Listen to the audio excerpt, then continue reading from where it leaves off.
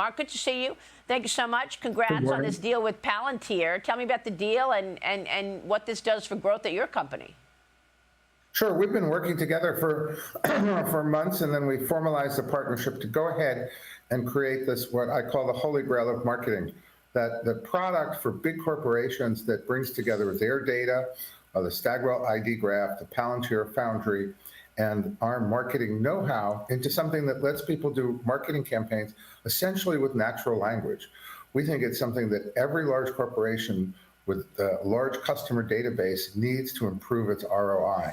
I really think it's a game-changing product. We're already making demonstrations of how it really works. And I think this partnership really kicked off information about it, and the market, I think, really likes it. Yeah, that's terrific. Good for you. Meanwhile, I want to get your take on what just happened here and the impact on the Democrats. I mean, the longest government shutdown in American history is over, but the president signed the clean continuing resolution into law on Wednesday night, pointing out that the Democrats should shoulder some of this blame. Watch this. This cost the country $1.5 trillion, this little excursion that they took us on. Republicans never wanted a shutdown and voted 15 times for a clean continuation of funding. There's never been a time when one or the other party ever didn't sign a continuation. It's just a continuation, not a big deal. Yet the extremists in the other party insisted on creating the longest government shutdown in American history, and they did it purely for political reasons.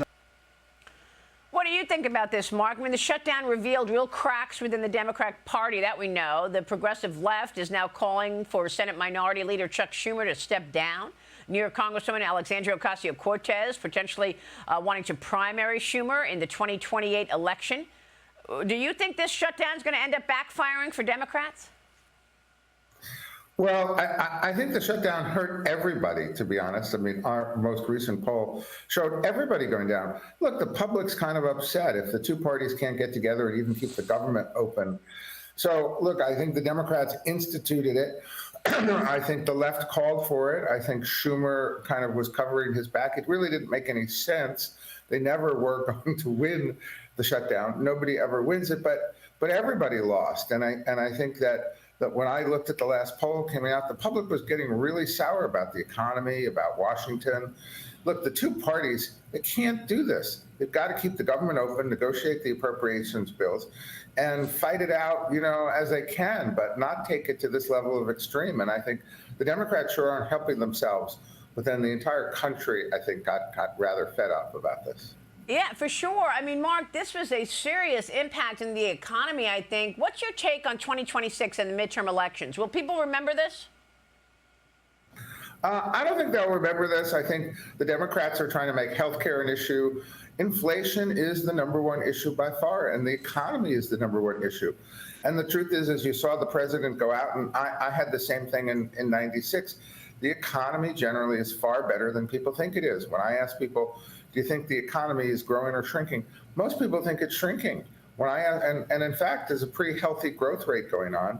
If I ask inflation, is it moderating or is it more than 3% when it's below?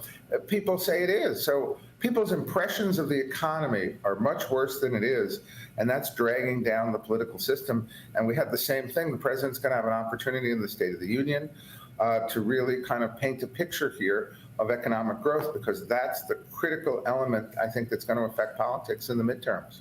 And of course, right now, they're talking all about affordability. We know that affordability and the word affordability resonates. We saw what happened in New York City with Mamdani. Your thoughts on whether or not the Republicans can use that?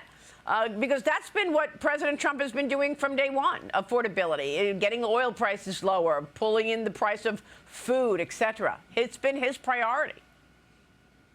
Well, the irony is, of course, that it was Biden's policies that increased prices 20%. And yet I think Trump is getting the blame for that, because there is an affordability squeeze created by the Biden administration's policies, handed it to Trump. I think the press really doesn't cover much any of the improvements in gasoline and some of the food prices and so forth. And so, you know, the president's going to really have to focus on that and break through on some of the things that they've already been doing. If I ask people, are prices coming down? They don't feel it. And in fact, because the Biden increase is not something, we're never going to get prices down 20%. So that's kind of the dilemma that the administration really has on this. All right. We will keep watching all of that and leave it there. Mark, it's great to see you as usual. Thanks so much. Thank you, Maria. Thank you. All right. Mark Penn joining us. Stay with us. We'll be right back.